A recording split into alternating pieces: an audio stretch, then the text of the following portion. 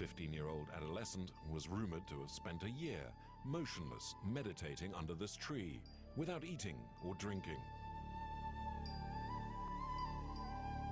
People came in their thousands from India or Nepal to bow to the one they believe is the reincarnation of Buddha. Hey, remember Ram Bahadur Bomjom? He's back in comeback form. I remember him. The year was 2005, 6 probably, tops. I remember watching TV back when I used to watch TV. Somebody had the TV on. It wasn't me, and this report came in of this boy, right? This young man, slightly younger than me, somewhere around my age, and me being somebody in that age, going through a period in life that I'm not going to go into depth right now. Saw this news, this character. It really fascinated me and kind of resonated with me in a way. It was extraordinary. I kind of believed it. I probably wanted to believe it, which is a thing that I feel also resonates a lot with this entire phenomenon that happened with him. But more on that later. So, Ram, as I'm going to call him, I'm not going to call him Little Buddha. Ram. His story literally enchanted me when I was that young man back then. Probably 17, something like that, 17, 18. And this is the sole reason why I'm doing this video right now. Because I just learned that all of this happened, and it's just fascinating. Not so long ago, I randomly remembered that long lost memory of this character. I didn't remember the name. I just remembered the image, the report of him sitting in the tree there, and the whole article thing ending up with him disappearing, promising to return when the world was ready or something like that. And me being like, whoa, what? So we're going to go into detail about all of that. So, okay, stay with me here.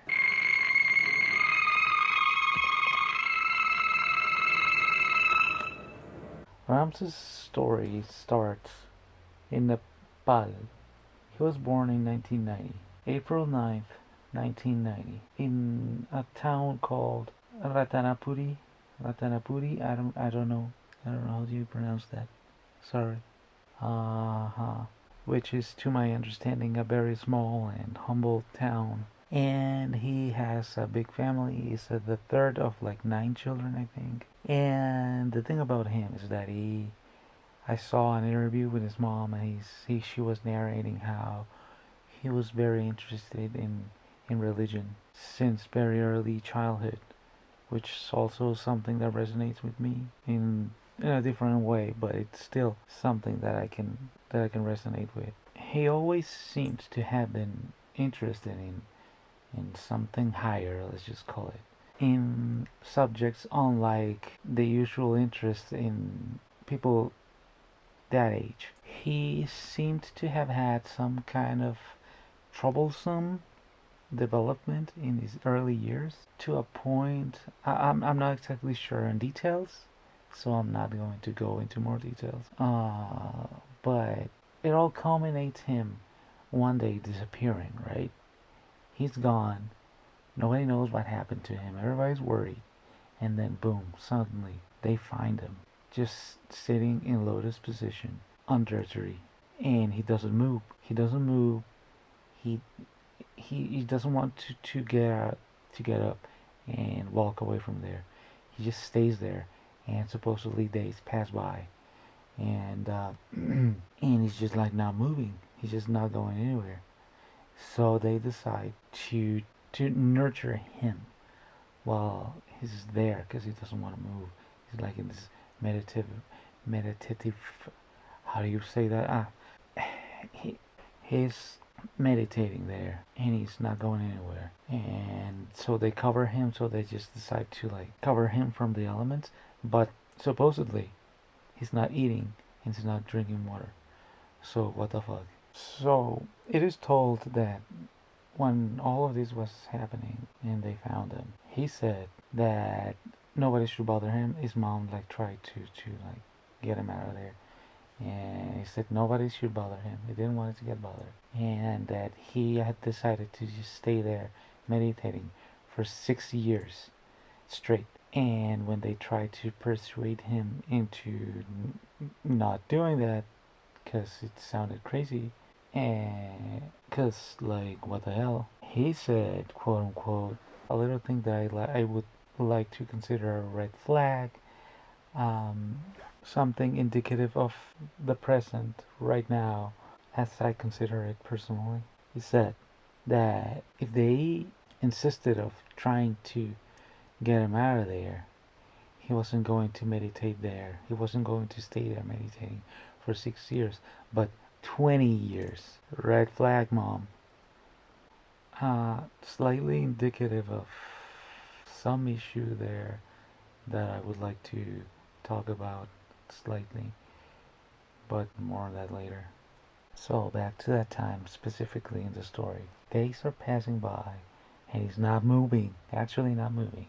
He's not going anywhere. He's just meditating there. And they're trying to take care of him, and they're going there and like keeping an eye on him, going back, and back. He's there. Another day, and another day, and another day, and word starts to spread around, not only around the family but neighbors, and before you know it, people are showing up, being like, "What the hell?" And they're curious because it starts to look legit, even from like the family, seeing like this kid, right, that's staying there and just meditating under the tree for like periods of time, and it's like, well, it sounds, it's extraordinary by itself. The mom starts to believe like, oh, maybe he's up to something, and people are showing up believing that, okay, there's something going on here, right? This kid is not reacting. It's like, what the hell? Days are passing by and he doesn't seem to do anything. He doesn't seem to eat or anything, or drink water or move. And people are starting to believe that, well, maybe this kid is, there's something up with this kid. And they as you can imagine, spoiler alert, people are starting to think that it might be something miraculous here. So, as you can imagine, people want to like try to touch him, try to probably, I'm assuming, pray to him, and just like try to be around here and like absorb, the divinity there, to gain something, to have him perform some kind of miracle or something. They're treating him as a god now. And this is how the whole thing starts, and uh, things are getting out of control. And then until somebody goes as far as trying to, as you can imagine, as you can guess, spoiler alert, again, try to cut a log of hair, and then that does it, right? It's like, nah, bro, what the hell? So the story says that he opens his eyes. He looks upset. He's not happy about it. He gets up and walks away, like annoyed, like he's not amused. So he just walks away into the jungle, into the forest, into the wilderness, and everybody's just like clueless. Nobody follows him. Probably because, I don't know. It's like, they don't want to upset him any further or something. So nobody follows him, and they just see him get lost there, and everybody's just like awestruck, and nobody knows where he goes, except he's back the next day with a stick. Spoiler alert: he doesn't do what you think he's gonna do. He actually draws a circle around him, giving like hint, you know, and people kind of get the hint, and they don't pass the circle anymore. So yeah, exactly. He's like, bro, leave me the fuck alone. Nobody is allowed anywhere near past this circle, which shows a lot about his personality now that I think about it. Huh. Yeah. So after this event, 4 months have passed by, and he supposedly not eating or drinking, and he's not moving from there because people are going every day, and they are seeing that every time they go, he's there. He's just not moving. So it's obviously very believable that to assume that he's actually not doing those things. And obviously, spoiler alert, somebody that doesn't eat or drink or move for 4 fucking months is obviously somebody not normal. So, what the hell, right? So, reporters are starting to arrive, to come by and see what the hell's up. And so, a commission is organized of like monks from all over to investigate the whole thing. And they are kind of mystified. They advise not to bother the kid, and they're not convinced that he's Buddha, that he's a reincarnation of Buddha, because in their eyes he doesn't share the traits of what Buddha should be according to their set of beliefs. He's a scientist by training, and while impressed by the young man's fasting and meditation, remains skeptical.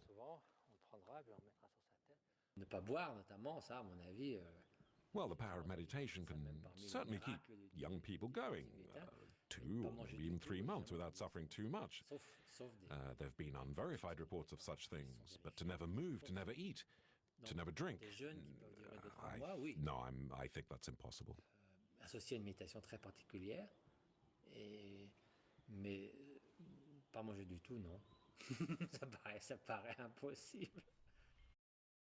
But they're still like, okay, but they're gonna keep an eye on that because there's something there. So they're not sure what, but there's something there. From there, things start to escalate to a point where they actually ask for the government of Nepal to do like actual further investigation into this thing, because this is getting big. Around this time, by the way, is probably when I actually learned of him. In that time, back in like 2000, who knows what. But actually, the government refused to do the investigations, not wanting to get into the whole thing, because this was very, a very religious happenstance that involved a lot of people, and you know how it is with religions, and people starting to believe in certain things. And I think it was actually kind of wise for them not to get involved, because I don't think you can win. It's like, if you what for example, what happens if they investigate and for whatever reason they find out that this is whole a sham. What are the reactions of the people who are already forming this mindset, right? And they're probably going to not very happy about you saying that. And if it was me, I would have investigated and debunked whatever needed to be debunked. But that's me. But I'm an asshole, and I understand why they didn't do it. They didn't have the guts to do something like that. They didn't have the guts because they were weak, and also crooked. But you can't be brave and crooked. That just defeats the whole purpose. There's no such thing as bravery and crookedness combined ever. You might say, bullshit, I'm very brave and I'm very strong. I'm also crooked. Or I know somebody who is a badass, who is really, really strong and brave, and they're also crooked. And no, you're not. They're not. The whole reason somebody becomes crooked is because they're weak. This is a highly Buddhist country. So, I mean, look at us right now. Try to debunk Luciferian narratives nowadays and see what happens. Yeah, exactly. And there's a lot of phenomenons here going on, right?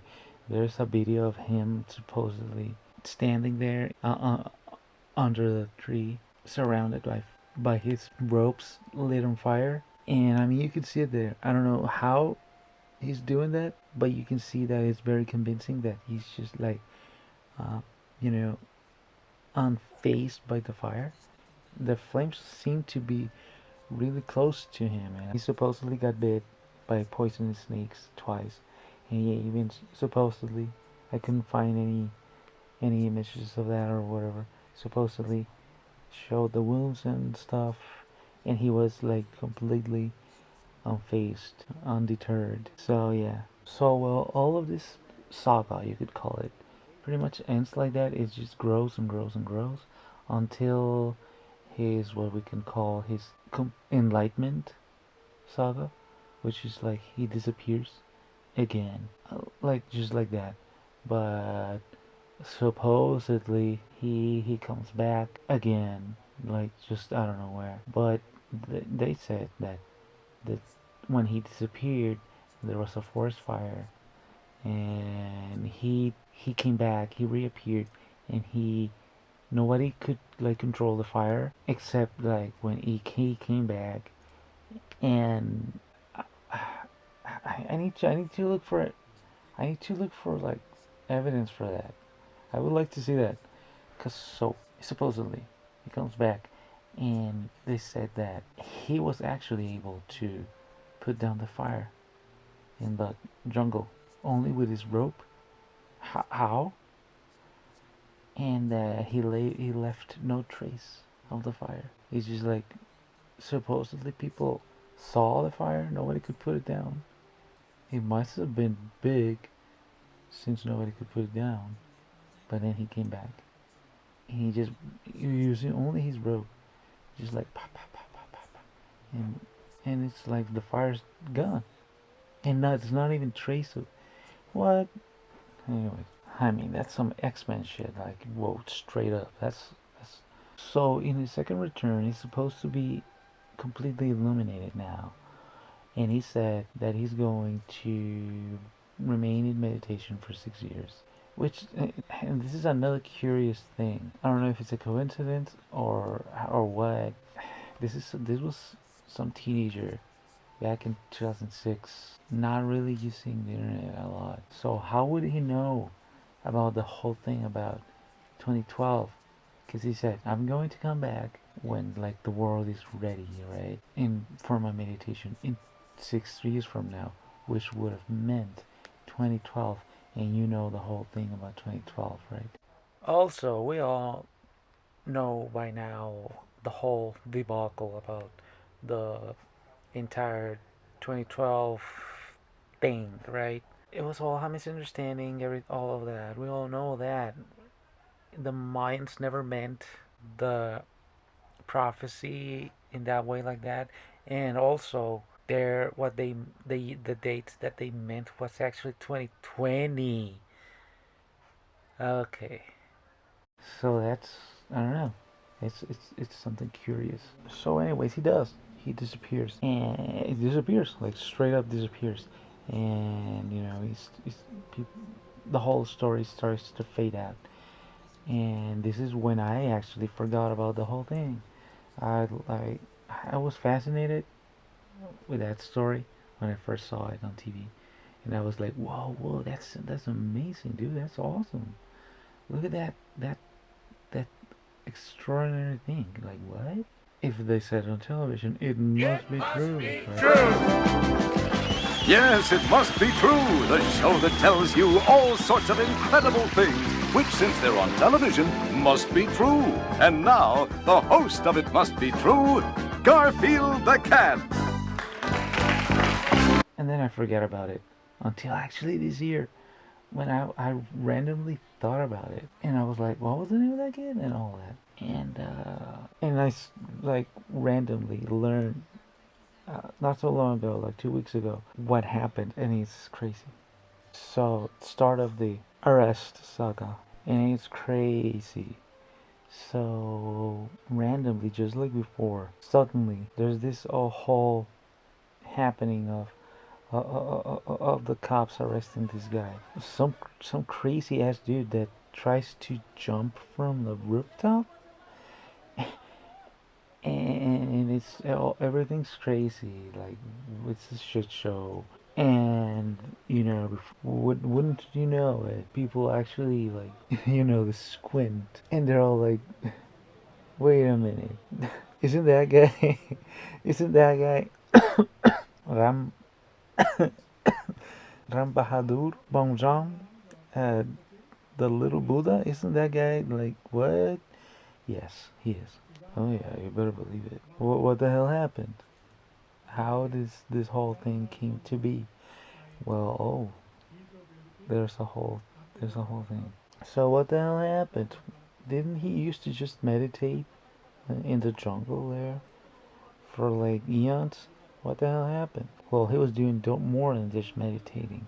In the years he disappeared. The man transcended, alright, Jesus. So at first, people didn't dare to actually say anything in the matter because nobody was expecting that. I would have never expected this to happen, but oh well, we were living in the times we're living in. So people at first are like not really wanting to say anything in the matter, but couple of days later, as the thing starts to develop in the police investigation, and they start to release information, the whole thing is starting to get exposed. So Ram had formed a meditation group in the south of Nepal.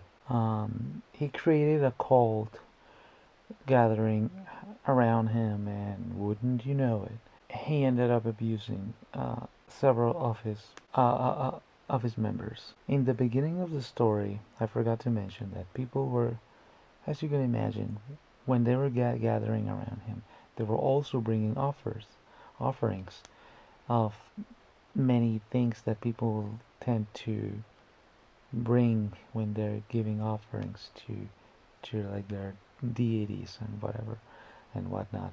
And among those offerings were various sums of money.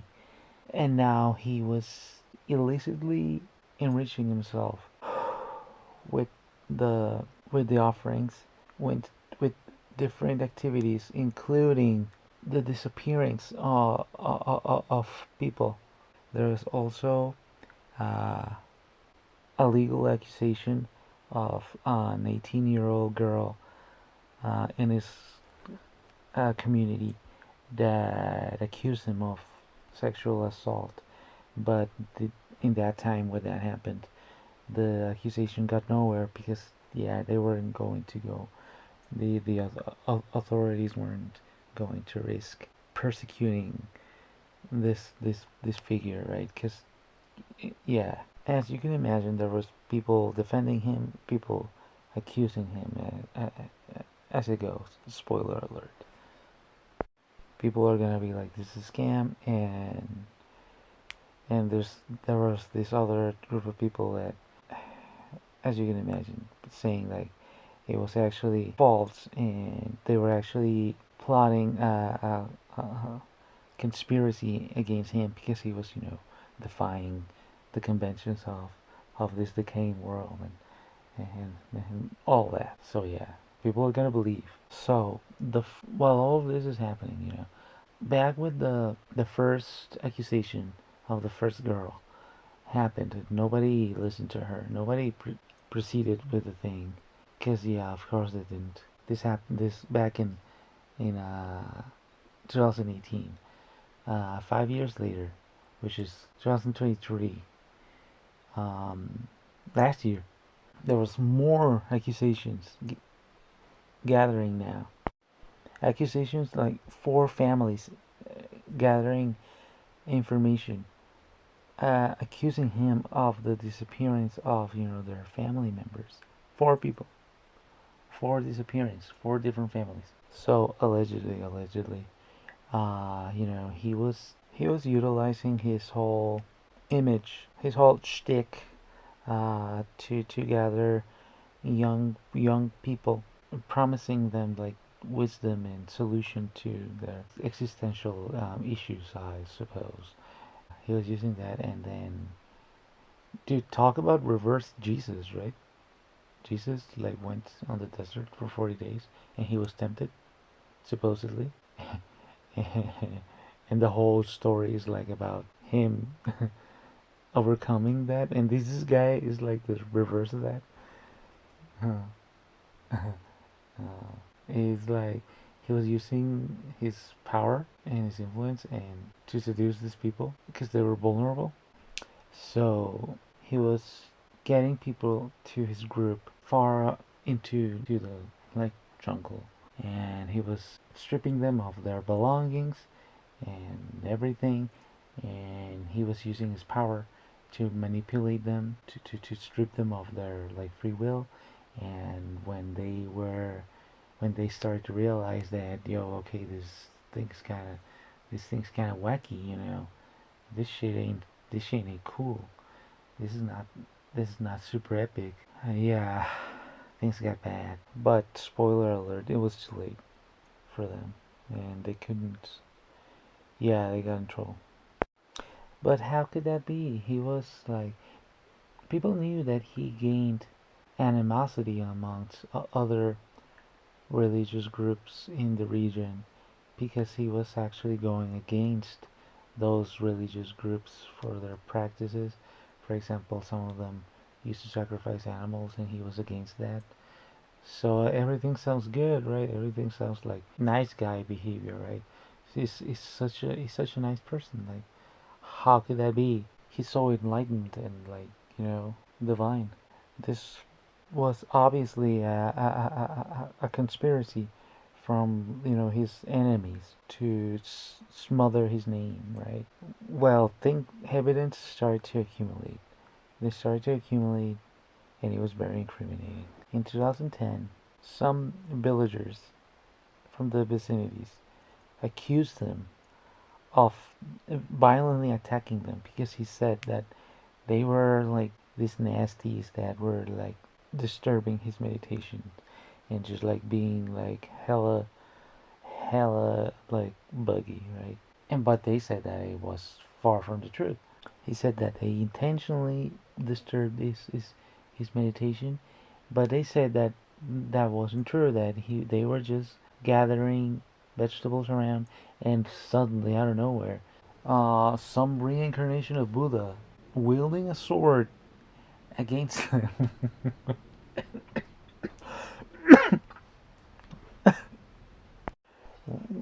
To which he responded to, lol, lol, am I right?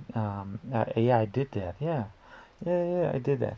But he only uh, warned them off, not before uh, sending them away peacefully after giving them some wise teachings. To which they responded like that was bullshit.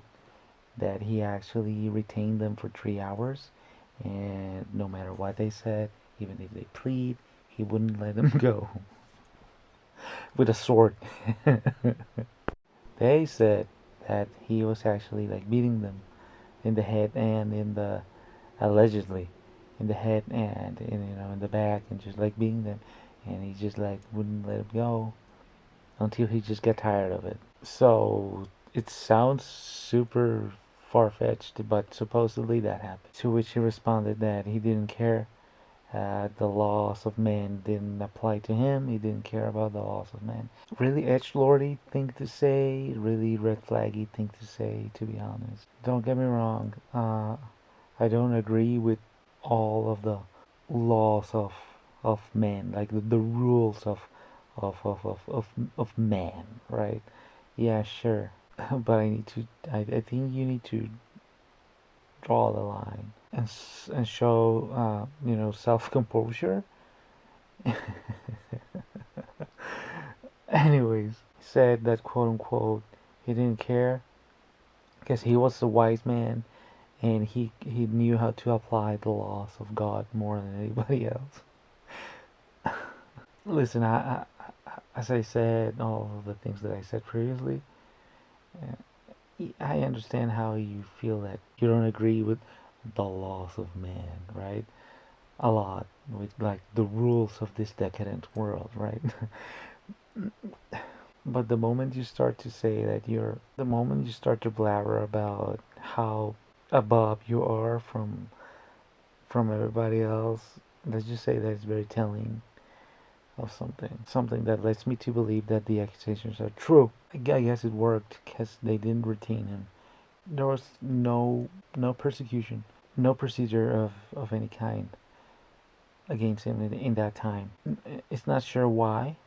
I don't. It's not sure if it's because they were just afraid, like the authorities were just afraid of like persecuting him because he was such a figure, or because he bribed them, or I don't know. I have no evidence for that, and I couldn't find it. So there was this testimony of a Slovakian woman being retained there in his camp. Probably somebody that went there for the meditation community, and she was being retained there.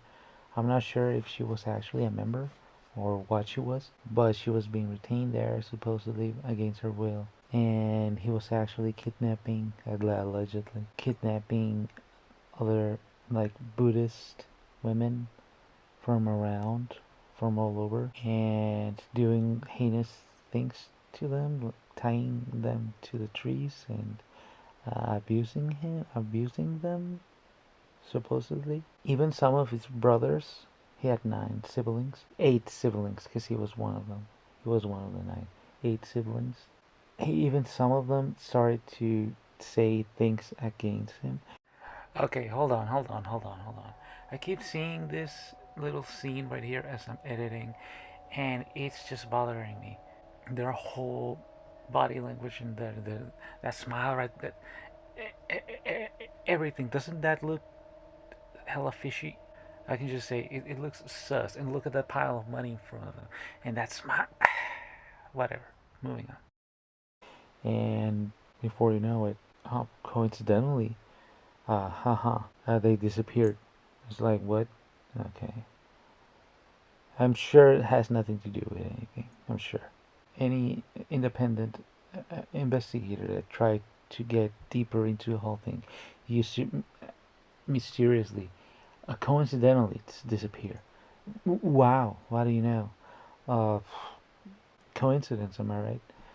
And like reporters that were going there and recording their activities without their consent were like detained by the community, and their equipments were destroyed and all that.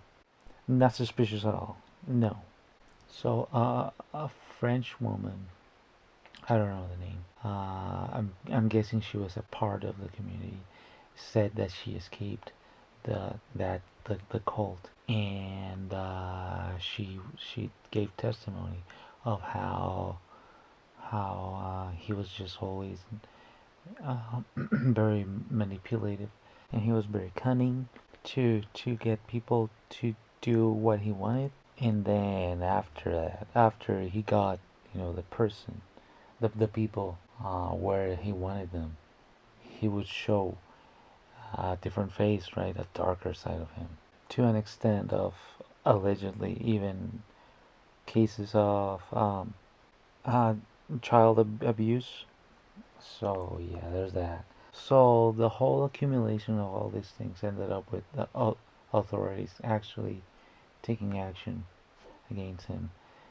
And in this year, 2024, the trial happened.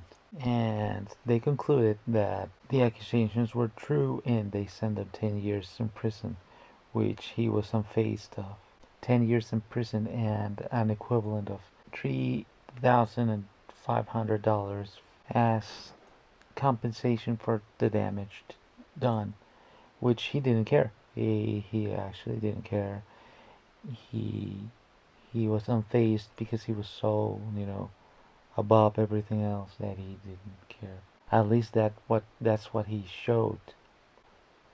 To which some people think that the verdict was a little bit light on him, but his followers, because you're always gonna have followers, and they're, no matter what you show, they're always gonna believe and have your side, and just like twist around the narrative in your favor. So they're like, yeah, no, it doesn't matter. He's so like godly and divine and wise that he'll have the divine patience to just like, wait. Just meditating in his cell for 10 years to come back as like the chosen one or whatever. So, in conclusion, I feel that all the things that are encapsulated in this whole phenomenon that has existed throughout all of history, I think, not just in modern times or anything. And it's something that is sadly very prevalent, I feel. And a mixture of, to begin with, a very actually smart and sensitive person. In this case, Ram.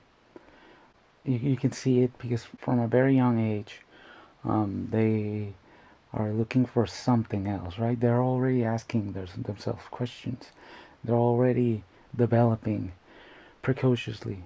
Probably not even precociously, probably just in the way everybody should be developing.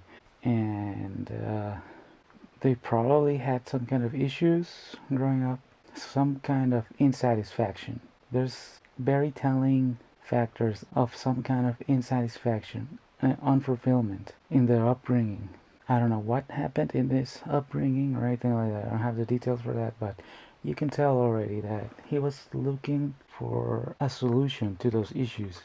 Maybe that's why he was so infatuated with religion and monks and stuff like that. Maybe he saw an answer, a solution in that, and he most likely felt that his surrounding wasn't fulfilling his needs, and I don't know if that created a sense of entitlement or he already had it. I don't know, but you can see a sense of entitlement in his defiance, right? In the way he saw him threaten his family. Like, no, I'm gonna stay here meditating for 6 years, and if you dare push me to go back, I'm gonna do it for 20 years. Just fuck you. You know what I mean? When the cops are confronting him about his alleged violent attack on the villagers, he's like, I know better than you. I'm wiser than you. I know what I'm doing. I'm doing right. You are wrong. There's a sense of entitlement, of vanity. I even made a video about that. It's vanity, not ego. Okay. I just want to mention that because a quick little note here, side note. It really bothers me a lot to see the word ego being utilized so wrongly. I don't know why I seem to be the only one that thinks that way, but it's not ego. Ego is good. Ego is your sense of self. Vanity is what's wrong. Vanity is what makes you think of yourself better than others. In short words, that's it. Moving on. He's obviously sensitive and probably naturally very spiritual. I don't take that away from him. You don't take that kind of path. It's such specific if you're not naturally into that. But he got corrupted by his own vanity because he let it go to his head. He probably might have started with good intentions. I mean, he was just a kid when he started all this thing.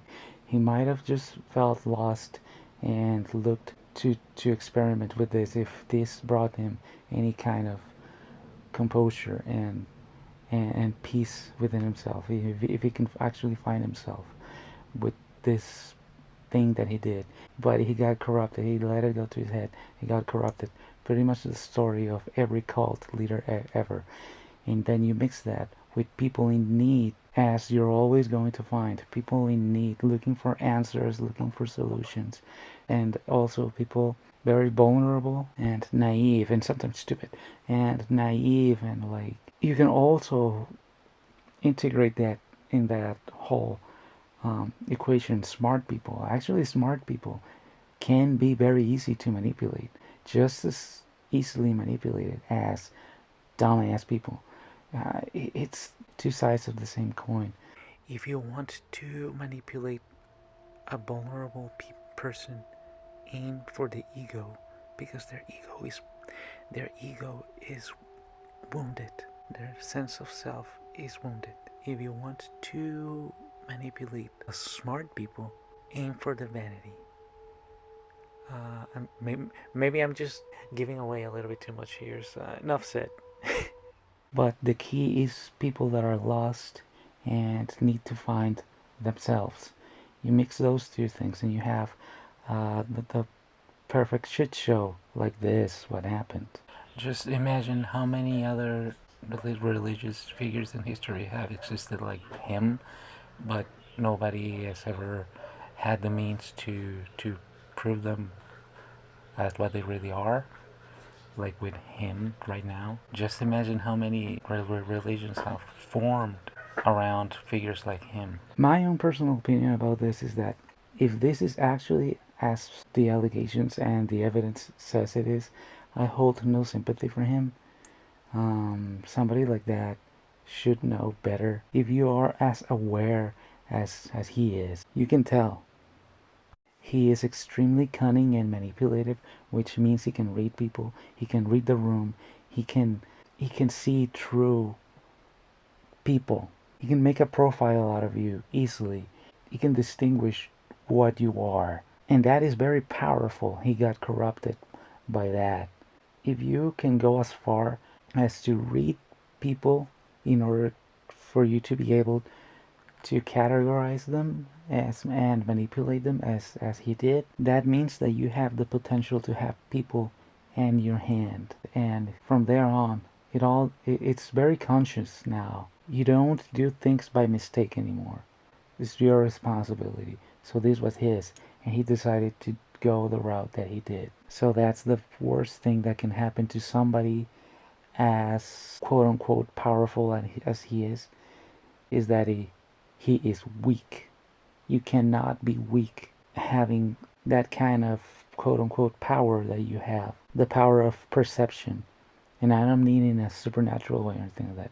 Perception. A very perceptive and persuasive person. It's extremely powerful. Some of the most powerful characteristics that a human being can have. I would be able to sympathize with him and understand him more because I came from a very similar background to him. I was 9 and I was already looking for these big answers and questioning myself and developing myself a lot without being aware of it. But I was already insatisfied with the world and asking myself all these social issues that had me very uneasy about everything, really. So that's another story anyways. So if you're still listening to this, remember not to put your faith in another single human being. Your faith belongs to you. It is for you. Your faith is your ego. Your ego is yourself. And whatever answer you seek of, it's supposed to be found within your own self-exploration. If you are hoping for somebody else to solve your problems, you are depending on them, and whoever you depend on owns you, has power over you. If you let others own you, then you lost. You have nothing and you are nothing. So remember, he is just a person just like everybody else. Everybody is just people. I hope, if anything, that he can find his illumination locked there by himself. I hope that succumbing to so much darkness can help him learn the entire spectrum of knowledge, right? Stuff like that. So that he can be fully aware of his flaws and the ways he can fall and stop being so arrogant and dominate his shadow, right? That side of himself. And he's ready to eliminate his vanity. Don't let people worship you, man. That's not wise. You're not wise. Don't let people worship you. Nobody let anybody worship them. You worship themselves. Avoid letting people worship you. I'm telling you. I know I'm just a three-headed monster, but I'm a three-headed monster that knows this. Okay? Stop worshiping idols.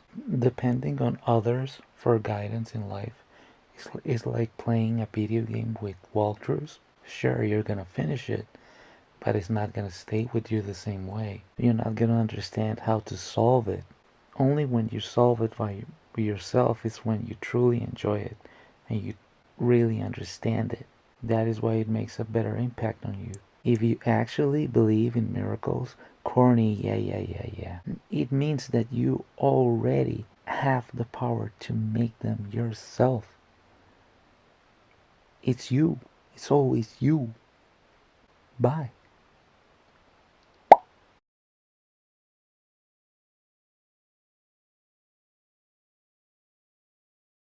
One thing I noticed, he's very handsome. Modeling required the perfect one. Scammer do the same. I know, right? Good. Every anime character, right? I know, right? He's cute. Indeed. Top thinkers, not much of a top thinker, are you? Moon Yi Ling, love you, baby. Smiley face, crying, laughing face, grinning face. That you, after all that you, that's the one thing that you noticed. Right. Yes. Handsome and fucking innocent girl. Yes. And rotten inside for sure. Scene, crying, laughing face. Great response, Berserker God. One can appreciate both the vessel and contents. Calm face. Scene. That's why I clicked this video. Laugh my ass off. Now. True. Wong Yi Ling. It's okay. Calling someone more handsome is a positive energy. Yes. Does have Pick Willie. True. Crying, laughing face. Yeah. That was the first thing I recognized. Laughing, sorry face, crying.